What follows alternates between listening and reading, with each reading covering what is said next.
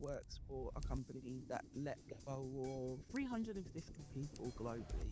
That was awful. Some managers did not handle it well. They basically created a whole thing of mistrust. Then you also had people that had survivor's guilt. How was this person going to survive? What are they going to do? Is the company going to come for me next? And it escalates and it builds and it builds. So people end up wanting to leave. And then you get the second wave are the exits of people that don't feel psychologically safe. That's when they start to basically. This is just a small request.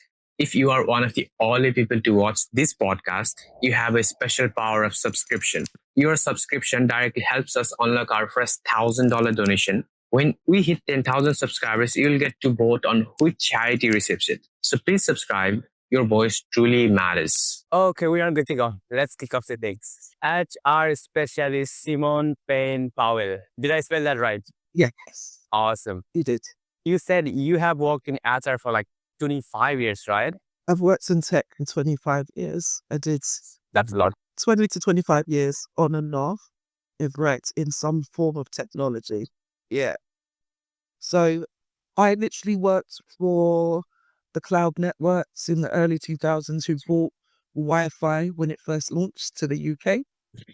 I've worked for tech companies in the not-for-profit sector. So Blackboard, who did software and services for charities and non-profits. I've worked for Antenna International, who did software and services and hardware for global sites. So the Auschwitz Memorial, um, Statue of Liberty, the Louvre Museum, all of those places. I did that. Traveled the world with them. And then I fell into ad tech by accident. So I worked at OpenX first. And while I was at OpenX, I kept getting phone calls from Index asking me to join them, which I did during COVID. So ad tech is basically when you've got a brand and a publisher, uh, and they are bidding to put a advert in front of you. So the cookies that you accept, the things that you leave, those little breadcrumbs, your footprint across the internet, basically that's how they can tailor the ads to get you to hopefully buy things. It also helps publishers because publishers then get to have free space that's on their sites utilized by these verified and sanity checked adverts. I've done that. I did that for 8 years in and off. And then I had to stay home. My son was struggling with school. He was struggling with those things. And I thought, well, I did consulting a few years back. I'm going to do consulting again. And what I do is support tech, creative, and just media companies get themselves set up as they're expanding. Because the one thing is people forget entrepreneurs are amazing, but when the team starts to grow, they struggle with that bit. If it's not their natural wheelhouse, they don't understand it. They struggle with that. They struggle to become leaders, you know, hiring people and starting to grow. You need somebody that's able to support you in that, whether it be coaching, because I do coaching, or whether it be me helping you build your HR strategy, because I've worked across 16 countries, I think 16, 17 countries I've worked across. So yeah, I've done HR for France, Germany, Italy, Spain, Romania, Poland, Taiwan, Australia, Japan, Singapore, Basically, you have been to every country. India. Yeah, so working globally it's a great thing to be able to learn and understand about people's cultures and understand how to make sure that you communicate in a way that the message comes across and it comes across the way that you want it to. For my last two roles, I was like head of DE&I, and that was a big thing for me because I want to create truly happy, inclusive workplaces so we don't get to points where, Culture. people are having to go to tribunal and do all of those horrible things.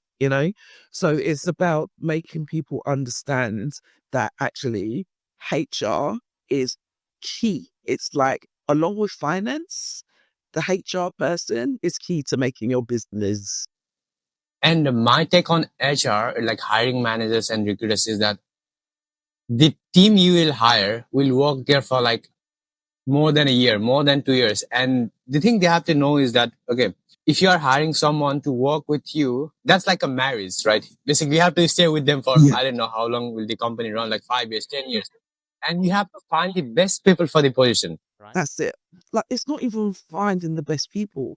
It's about your leadership skills as well, right? So you find these amazing people, and then you're not used to being a leader. You might be used to working alone by yourself, or you might work in a certain way, or you might have expectations about how you want something done. But you hired people for a reason. And that's why I said it's very hard to go from entrepreneur to leader. Yeah. Because they're different things. You got to learn a whole new skill set. And a lot of people aren't ready for that. They haven't done that. They haven't done that in themselves. Like, what are my values? What values do I want associated to the business? I need to understand and know that, because when I interview people, when I bring people in, that's how I'm going to look at how they deliver, how I hold them accountable.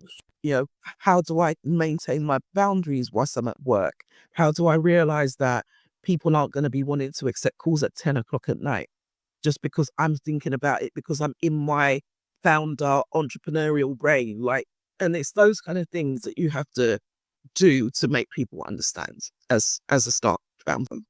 Wow, that's a lot. I mean, yeah, I think the founders initially don't realize that how important it is in hiring. And I've seen this, all of the great guys like, Hormozy, right? Alex Hormozy. And I think Brian Chesky, Airbnb co-founder, I think he also said, the people you hire, I can't put it in words, but the thing is, wow, I can't get the words out. Take your time. Yeah, I even saw Stephen Bartlett say that the main thing he focuses on his companies, his portfolio companies, is that the first thing he focuses is the hiring. I've seen him posting posts on LinkedIn. When I watch his podcast, I see him like, repeating the same things about hiring. People can make or break you. You know, your people can make or break your brand. Yeah. But it's also about you, because like you could bring somebody in that's amazing. Yeah. They're an absolute rock star. But if you're not a good leader, that person will either work too hard and burn out, or be completely unhappy because you sold them on an idea, but you're not living up to it yourself. There were so many different nuances about working in HR. And that's what I said to you, like, good people hire finance and they hire HR. HR, even if it's an outsourced HR, as you're bringing people in and as you're doing things to help you plan, because imagine, say, like, you're in Dubai right now, and you decide that you want to hire some people back in Nepal, right? Mhm. And it's about when is the right time to do that? Why would you want to hire them? Which people do you want to hire first? Is it somebody that's going to be building stuff in the background? Is it somebody that's going to be out selling for you? Like, what's your business strategy, right? Because once you understand what your business strategy is, then you start to plot where you're going to hire these people, right? You're plotting to hire these people, you're safeguarding yourself because you're starting things in place. Like, I know I'm going to hire this person in March because I need A, B, C, and D. So, like, I've been called HR Yoda. I've been called the conciliary. When you watch Yeah, when you watch Godfather, and he has the man in his ear telling him what he needs to do and being his voice of reason. That's what we do. We sit and we advise. And what upsets me is a lot of people hate HR Mhm. because you get people that work in HR that are just, these are the rules. This is it. It's all black and white. And that's how we move forward. That's the thing. Yeah. I see in companies like when I worked at my last company, they were like this. They did not have HR manager. They just have a manager that was like handling everything. Okay, they are doing phone calling. They are handling this. They are handling that. Okay, what are you doing here? Like, and when I was there, like I was in the marketing section. Okay, they did not have a, how to say it. I think they were outsourcing their marketing thing to the company in Egypt, and they did not have a system to follow. When they hire, they did not have SOPs. Okay, they did not have the list. Okay, you have to do this to get this outcome in this timeline. They did not have the outlines. And when I went there, like, I was blank. Okay, what do I do? And I think this happens to a lot of founders and their companies, because the Frost guy they hire, and I don't think they train the Frost employee they hire well, because they're just hiring for the hiring sake. Okay, they need to manage all of this thing. And they are like, I don't care about hiring. Just do the thing. Just do the thing, right? And I think once that chain starts to build up more and more, the company starts to break when they try to scale, because the foundation is not laid out, right? Because the Frost employee they hired, they don't know exactly what's the role the next guy will be doing, what's the thing the next guy will be doing. The second employee, same thing happens to third, fourth, fifth, and like everything falls apart when they try to scale the companies. There's literally no clarity. So if a founder is setting up and they have no clarity about the next couple of hires that they need to make, it will fail, because they could end up hiring the wrong person, number one. Yeah. Number two, they hire somebody but do not give them a job description. Exactly. Yeah? So you're hired, you think you've got this dream job, but actually it then becomes chaotic, because they hire in marketing, but they want you to do something else that's not relevant, and you're like, well, how does this work? Mm-hmm. And that's exactly what happened. That at startup.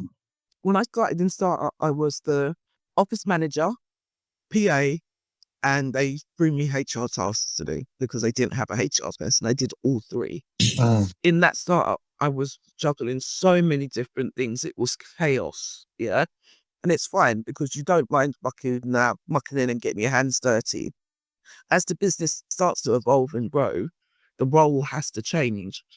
Right, and that should be a constant communication about what is the expectation on both sides. What are the KPIs for this role, you know? And that's why it's good to have those check-ins. Good leaders continue to have check-ins. They continue to grow. They continue to understand that their expectation of the role will evolve. Things will start to evolve, yeah? I mean, it's like they really don't understand. They see HR as the police of the organization. Exactly. Most people hate HR. I hate that analogy. I hate it. I hate it. What we are is the heart as well as the mind of the organization. And I tell you for why. We look at the wellness of the employees. We see people breaking or people going through issues before the managers sometimes do. We're the ones that coach and guide managers and get managers to a point where they become leaders, where they grow certain skill sets and are able to do that for themselves. Do you understand? Yeah. And as in the mind, because if founders and leaders use us correctly, we are there in those key meetings. We're listening and we're understanding. So we're joining that heart and mind together. Exactly. So like, I want X to do this. I can turn around and say, I've got a concern about X. They're under a load of stress and work already. Like, you need to make a plan for this. Do you have a backup if X can't take this? Do you have a backup if X is going to go sick? Do you get what I mean? We see it. We try to put things in place. Good HR tries to put things in place to avoid employees burning out, to avoid having a gap when it comes to a skill or a certain thing that is needed at a certain time. We bridge the gaps between the organizations so it can flow. And that's what people need to understand. We're more than the police of an organization. You have innovative HR. That's where I find myself. That's where I want to be. And then you have the bog standard traditional HR. Come in, sign this, don't break that, don't do that. That's admin. I can do that in my sleep. Innovative and strategic HR is when you're sat at the leaders table and you're hearing what they're saying, and then you're 4 paces ahead to make sure that it happens, and it happens in the right order. and that sits alongside finance and your go-to-market person. And that's how I always tell if there's a good organization, if they have senior HR leadership wrapped into their strategic meetings. Because if we hear stuff firsthand, then we can help you begin to plan. Oh, that rhymed, but yeah. Wow. You have seen all of the things in all of the countries, in all types of companies for like 25 years, right? What do you think is the thing that breaks the employees? Let's say there's an A player. He's super hardworking. He knows the culture. Okay, I have to do this. The founder also hires the perfect guy. Okay, this is the A player. He has proofs and he has everything and he is hardworking and he knows how to do his stuff. Okay, let's say he's a sales guy. He knows how to track all of his KPIs. But let's say after 3 months, let's say after 4 months, let's say after 6 months, a year, what happens to those guys? What happens in the process? Where do they fall apart? Because most people don't like their job, right? I don't know, like if it's just human thing or what, but most people hate their jobs. Why do you think like that happens? We have seen it all. Right. Okay. Number one, if you are not communicating with your employees, it creates an atmosphere of trying to guess what's happening. That breaks people, especially if you have to make hard decisions, let people go, do anything like that. If you are not communicating clearly with your employees at all stages during their life cycle, you're going to create confusion and you're going to create general unhappiness.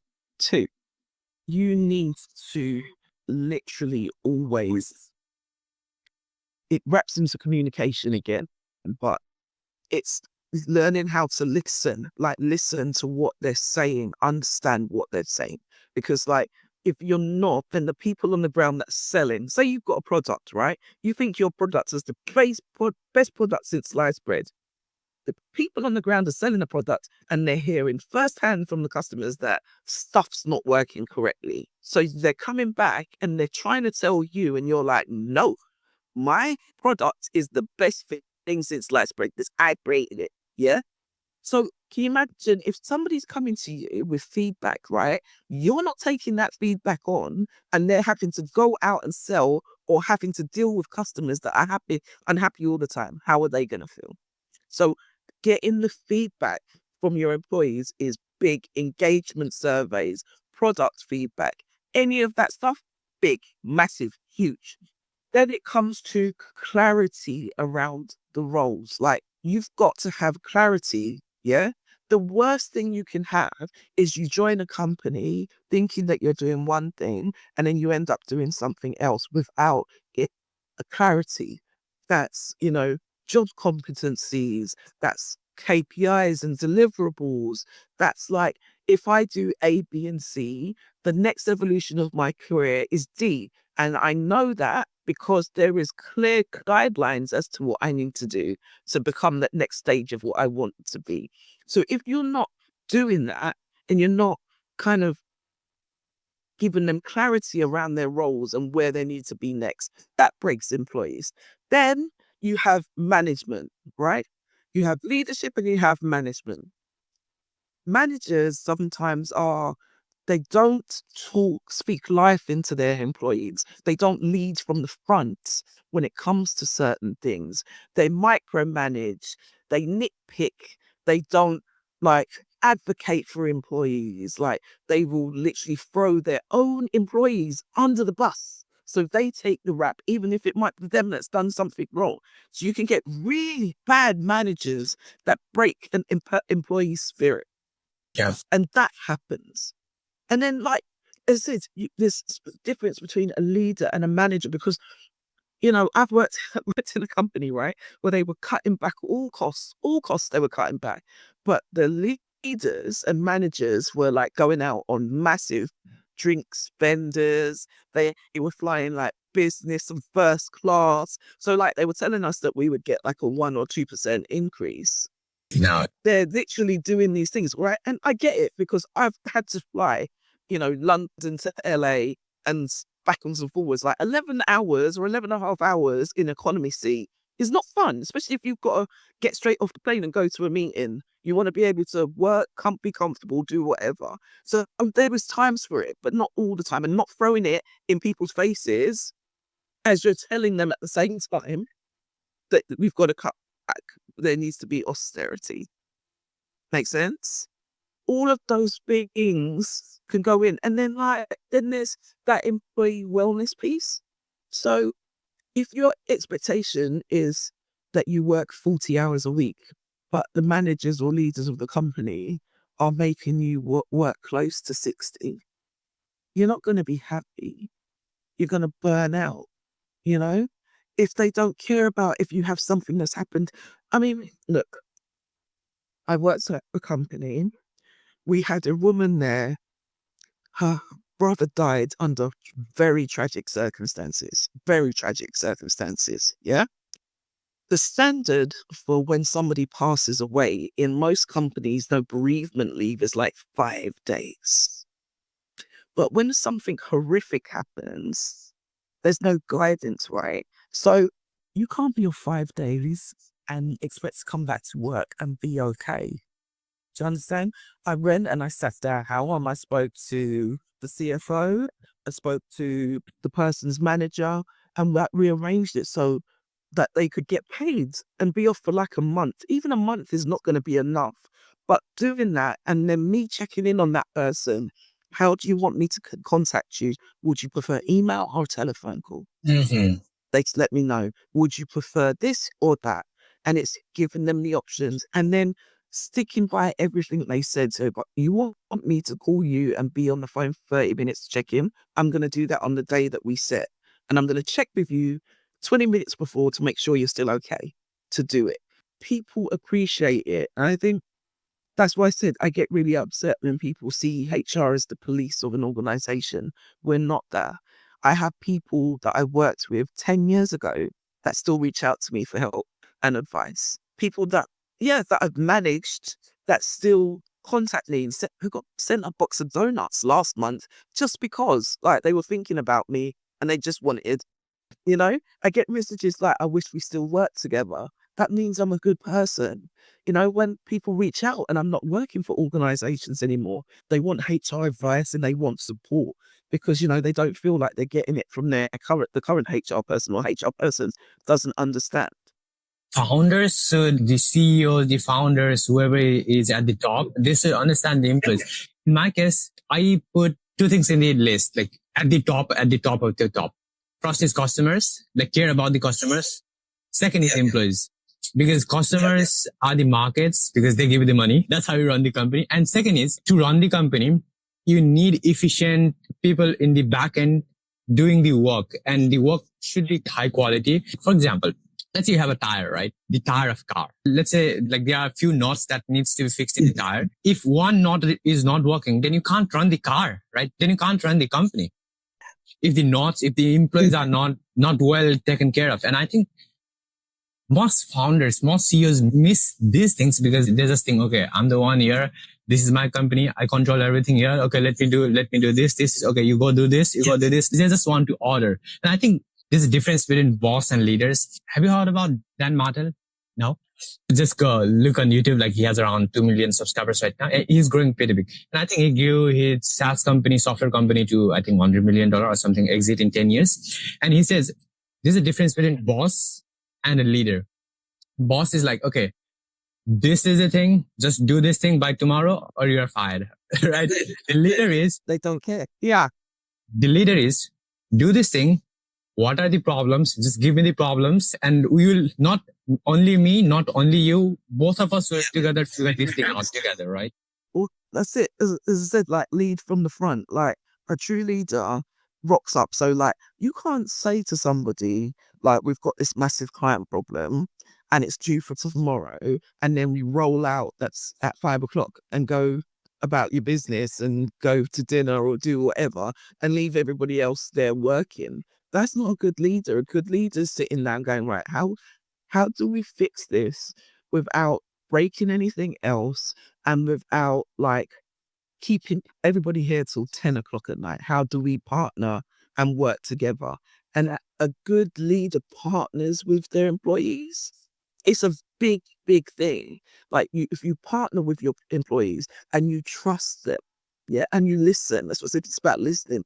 Some employees want you to have be more hands-on with them because it's their style of working. Other employees want you to step back, and it's about understanding your team, understanding how they work, and then working alongside that. I said, it's about advocating for your team. It's about taking the hit so it doesn't flow down. I've had people make mistakes that they come and they're freaking out, and I'm like, I just need you to breathe. Breathe first. Okay. I will go and speak to the managers. I will explain it's happened. I will get it sorted. And it's about being able to be that wall, that barrier, that buffer to the nonsense or the chaos that sometimes employees face when they're just trying to get their job done. Yep. Yeah, it's so important to me. Like, it's so important to me that people understand that HR is not just the police of an organization. Yes, like I think most people are just afraid to go in front of like HR people. And I want to circle back into your point. You said clear communication, good leadership, the KPIs they need to track. Okay, they need to know exactly what they need to do, not other things outside of your lane. For example, if you go to a marketing or sales guy, they need to know, okay, what are their KPIs? Like generate this leads. We have to spend this much money on marketing. Okay, this might get this much result. Okay, what's the conversion rate? All of those things, those are marketing leads. They can't go and do the product side. Okay, we need to build this feature. We need to do this thing, or they can't run into financing. Okay, I need to pay these bills. Like they can't do all of those things. I think that thing, and I want to focus on these things. How much do you think is it? Like how much percentage? For example, in my case, and I am primarily marketing guy, right? Marketing guy. Let's say I have KPI A to take care of, right? KPI category A of KPIs. All of those are my KPIs. Then category B, like all of those are other KPIs, right? How much percentage do you think? Is it 80% A, 80% B, or is it 90% A? 80% A, 20% B, or 90% A, 10% B? Because I think sometimes there are like urgent or emergency conditions, right? You might have to handle these B KPIs, other people's KPIs. How much percentage do you think it balances? Like, what's the sweet spot? I think it depends on the role and the interaction. But say like software engineering and product, they kind of go hand in hand, right? I've worked for companies where those two departments both report into the CTO. And I've worked in companies where they're completely separate entities, but they're very much codependent on each other. And when it's like that, when it comes to like appraisals, reviews, all of those things, you build forms and functions where people can feedback on each other, right? Because then I would say it depends. 70 to 20% is your role holistically, everything that you do. And then the 20% is that feedback that you're getting from everybody else. So like that feedback that's coming in, you might be able to ask 5 people to give you feedback about you. Yeah. It goes directly to your manager. Your manager then sees it, looks at everything else, and then they combine everything together and give you like your performance rating. So if you are a great person at selling or building products in this thing, like you're amazing, you do everything that you're meant to do. Yeah. But you are awful to the engineering guys. They give you feedback and you're just mean and you don't listen and you stomp your feet because you want what you want when you want it. Yeah. That's going to tank some of your score because you're impacting people in another team. You're making their work life really unhappy. So that's when a leader steps in, is like, you were great, but look at what's happening. There is an impact, a knock-on effect. Why is it you feel that you need to do that? Is it something that I'm doing that makes you do that? No. Then why is it that you're doing that? Well, I just feel like my stuff's important. Everybody's stuff's important. You need to be respectful. Are you following like the SLAs of the team? Are you doing what you're meant to do? Are you giving them all the information that they need when you're making these requests? If you don't, that slows everything down. Yeah. And it's that. So if it's like that, then that's how you kind of balance it. So you could be like the top marks, you could be exceptional for your selling skills, but you could be mediocre or inconsistent when it comes to connections with people within the business. Does that make sense? So you'd average out somewhere, but there's always some kind of feedback, good like appraisals, reviews, feedback asks people to give you like a 360. Even if it's not a 360, even if it's a 180, you get what I mean? Like you get that feedback back. You need the feedback from the higher guys, the top guys, the managers, the CFOs, CEOs, right? CTOs. Awesome. So that's the feedback loop. So you need clear communication, feedback, and basically leaders needs to behave well with the employees, right? They just can't go out there. Okay, I need this. Just do this only, right? And I want to know this secret is what are the patterns like you have seen in the, let's go to the employee side. I think we talked a lot about leaders. Okay, they need to do this, they need to do that, right? Let's go into the employee side. What are the most common patterns you have seen in the top employees, right? And average employees and the bottom performing employees. So what are the top patterns, most common patterns you have seen in the top employees, average employees, and the bottom employees? Top employees, they have passion. It's not their business, but they are truly, truly passionate about it. Yeah. They see what you're trying to do and they're highly engaged in helping that to happen. They are good networkers.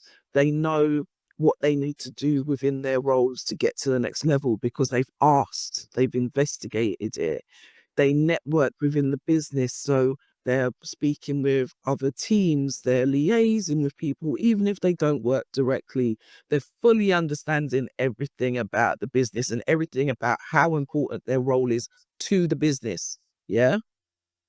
They work well with others. They want to continue to grow. Great employees. Next level down, Average. they're passionate. They're passionate, but not as passionate as the top ones, yeah? But passionate. They might even still be passionate. I've had that. They're passionate, but they might struggle with the skill set. They might not be at the top of their game yet. They might still be working toward, yeah?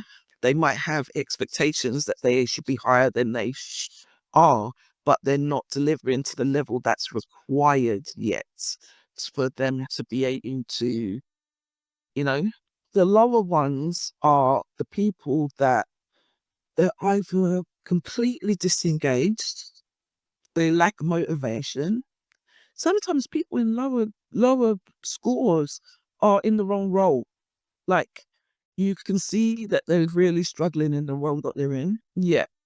But if you shift them, because I've done that before, I've seen somebody that's like just not doing great, but actually has potential somewhere else. And you shift that person to where the potential is, and you give them like 2 to 3 months to figure it out. Well, not figure it out, but to settle in. And then you see if you see a difference, it's a great thing. If you don't, then obviously it's at that point you think about exiting somebody. If people are scoring in that kind of low bracket, they could be burnt out, which is why you have to be so careful about looking at the well-being of employees, what's happening around them, what they're doing. Are they working ridiculously long hours? Because people can burn out, right? You have all those things. Then you have the flip side of that. Like we said, that person that's aggressive, like they're rude to others. They're high level performing. Normally we have grids. You create a grid, right? And like the strengths go here, and then you have like the other stuff at the bottom, and you track them. Like, so all your employees are plotted like where they should be. And then you'll have people that are in that high strength, but like low emotional intelligence box, or like low, yeah. And those are people that you have to review. Yeah, that's it. Because then those are the people that you review, because you literally have to think like, is the payoff worth it? Keeping this person in the business because they're upsetting so many people, or can I shift them somewhere else? Like that's when it's a good leader plotting and planning, because literally you've had it. You've worked with a colleague where like that person can come in and it just upsets everybody else, I know, I know. I've seen those people. right? Like, so if it's upsetting the rest of the team, Yeah, make the a performance is decision. gonna degrade. Like it's going to hit Right. entropy. right, right. So is it the one or is it the many? One or the many? One or the many? Yeah, because it's the one. Because on an average, majority is right. Yeah. On an average. Yeah.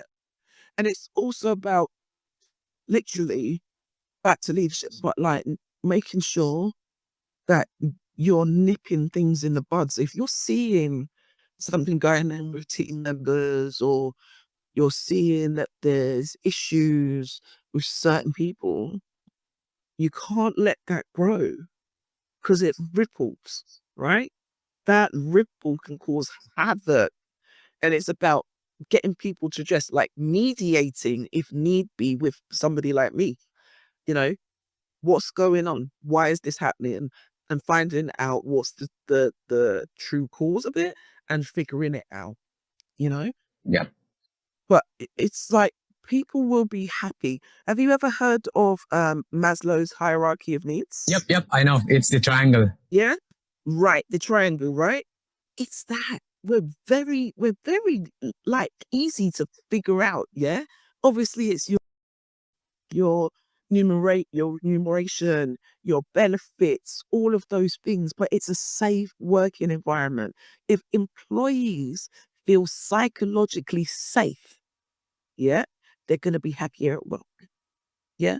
So say like, I don't know, when George Floyd happened, you had a load of companies that stuck their head in the sand, right?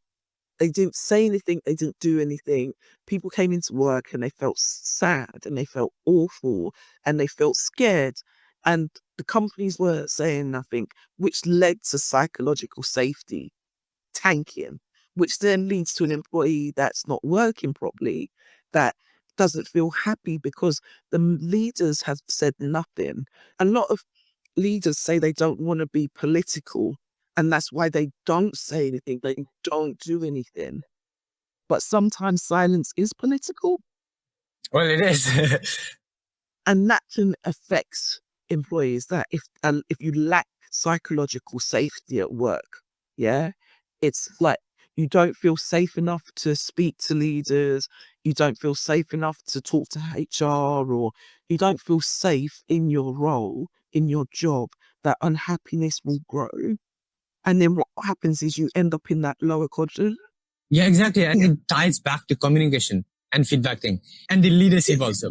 If the employee is trying to improve and the leader is not good, and what happens is like he's not giving feedback, he's not communicating clearly, the leader to the employee, then what happens is like employee, okay, I told him one time, okay, I need to solve these problems, and the leader is like, okay, I don't care. That's the first time. Okay, the first time it might be a mistake from leader, and then employee goes second time, same, third time, same, fourth time, same. And what happens is like, I think on general, employees generate this habit. Okay, he doesn't really care about it. It's not worth reporting the problems to the top guys. And that happens. Yeah, exactly. And the bubble, like This creates the whole bubble in that certain employee. Okay, these problems don't need to be solved. And I think and that puts them down at the bottom performers, right? Because no one is listening to that employee. That's it. They start to check out. That's the thing. They literally check out because as far as they're concerned, like what is the point? What is the point? Why should I say anything? They don't do anything about it anyway. What is the point? And then they check out. Exactly. And I think it happens after third or fourth point, because when you study psychology, you find out first time it might be a mistake. Second time, okay, that might be a mistake. Third time, okay, it starts to form a pattern. Fourth time, okay, it is definitely a pattern. Fifth time, it's a habit. Then you've lost trust. the worst thing you can do as a leader or a company is lose the trust of your employees. Mm. If your employees don't trust you, whether you're doing good things or not, after that fact, they're never going to 100% believe what you're doing for them. You lose an employee's trust and they're a great employer. They have all this tacit knowledge in their mind and they don't trust you anymore. They will leave because they can't trust you, because that's in the needs, right? That's in that needs. Like, you want to be able to trust where you are. You want psychological safety, and I saw it. I tell you, when I saw it in a big, big way during COVID, I worked for a company that let go of 350 people globally.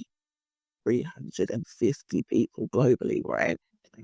So that was awful. And as HR, we were dealing with that. I had to sit in spreadsheets. I had to sanity check the numbers for all these different exits, make sure we're adhering to all the different rules. But what came out of it was some managers that did not handle it well. I call them managers because they didn't. They weren't leaders. They basically created a whole thing of mistrust. Like, who's going to go? Is it going to be this person, because they said this, that, the other? And it was awful.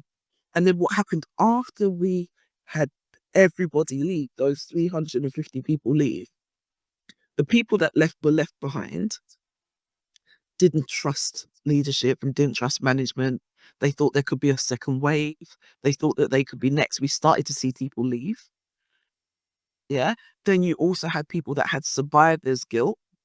And I don't know if you've heard of that. So survivor's guilt is like when somebody, like your best friend at work, loses their job, but you end up keeping yours. You get more work to do, but you're so thankful that you've got your job and you have the survivor's guilt. How is this person going to survive? What are they going to do? Like, can I do this? Is the company going to come for me next? And it escalates and it builds and it builds. Yeah. So people end up running to leave. Yeah. So you get the first wave, which is the ones that are exits that you have to do. And then you get the second wave are the exits of people that don't feel psychologically safe. Exactly. You see other people leaving, right? You see other people getting fired, and then the other employees who are there might be thinking, okay, are they coming for me? Are they coming for me? Is it next month? Is it this month?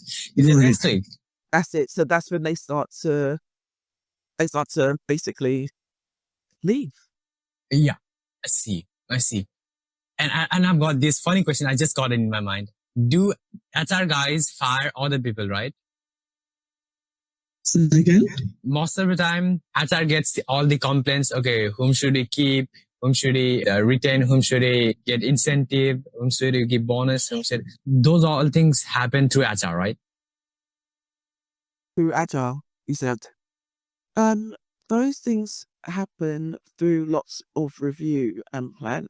Yeah, basically the reviews. Yeah, not just the performance reviews, but you're ongoing. Like, you don't wait until 2 times a year to review. It's like ongoing, right? Okay, I think I forgot to ask a question. Do HR guys get fired? Fired too? The recruiting guys. Do they get fired? Yeah, do they get fired too? Yeah, agile people can get fired. Anybody can get fired. Because I wanted to know. Yeah. Are HR guys treated as the same employee? HR people can be fired. HR people can be fired, right? HR people can be fired because they're burnt out. They're not good at their job. They're not coping with the growth of the company. Yeah. So some people might be better and smaller. Some people can go up to 20,000 people and be like, yay, this is the walking up. So, like, depending on where the company's going or what the company's doing, you might fire a HR person. Especially if they've given incorrect information or guided you wrong and the company's lost lots of money. So those kind of things can happen. Yeah. Okay, awesome. So what do you want to do next? What's your next step with this? Like, we want to understand what you kind of want to do. Like, in which context? Is it the podcast or the business or which one? The podcast. Oh, podcast. The business, how the podcast. Basically, right now I'm trying to grow my YouTube channel. I'm creating the content each and every day. So what I'm doing is I'm batch recording everything. On Monday most of the time, on Sunday, I write these scripts for like 2 weeks, around 14, 15 scripts.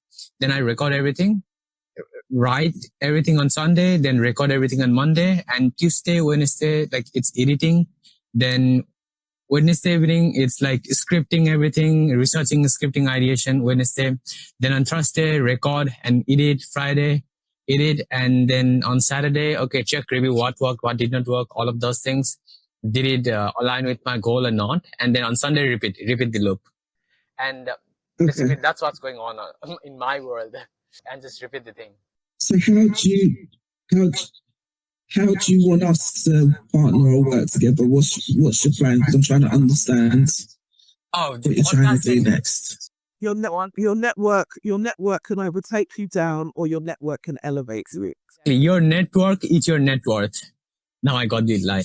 Your network is your net worth. Because if I surround with like people who are at the bottom, then even if I'm at the top, the average will just pull me down. It will regress me.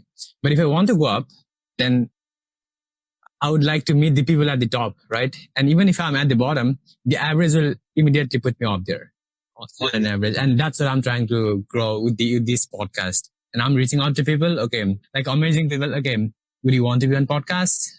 I don't know, like if it becomes big or not. But the thing is, I will get to learn the lessons from you guys because you have a lot of experience. You have experience more than ours here on earth. You have over 25 years of experience, right? And that's what I'm trying to get here. In doing so, if people like you.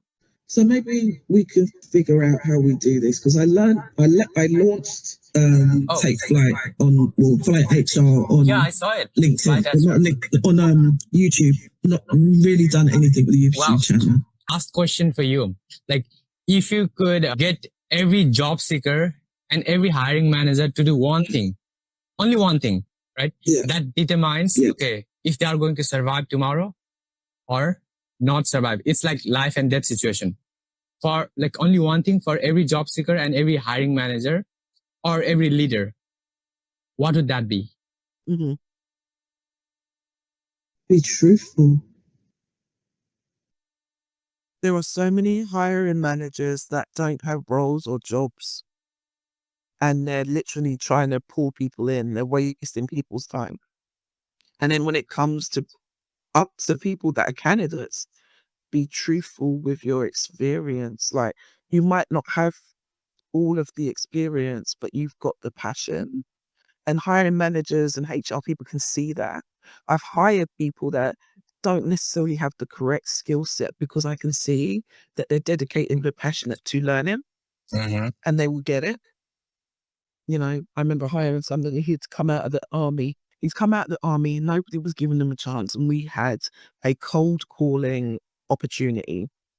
The manager was like, we just need people that have had cold call experience before. I'm like, it's a junior role. That's exactly why it's a junior role. You just want somebody that's junior. We need to give him a chance. He worked his way all the way through until he became like a director, like a sales director, senior leader, sales director. But it's about seeing that and giving people opportunity. But it starts with being truthful, you know, owning it, owning your truth and being authentic. Or if you want to put in enough words, authenticity. Be authentic. Wow. If you're a startup, you're a leader, you're a manager, you know, be authentic, be truthful about what's missing in the team, what you need from this person. Because if you lie and go, my team is the best in the world, everybody's happy, and this person then comes into the business, right? And then they see all the stuff that you lied about. What happens? Psychological safety tanks, trust tanks. So my answer to that question is be truthful. Wow, that's it. Be truthful. Wow, Yeah. That's it. Basically, I think like you are super valuable, not for me only, but for the world also, because people need more people like you, like the hiring managers, because there's a bad rep out there. Okay.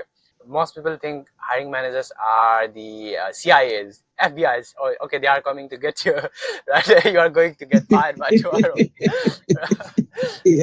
I got you. Yeah. I got you. Awesome. And I think that's the end of the podcast.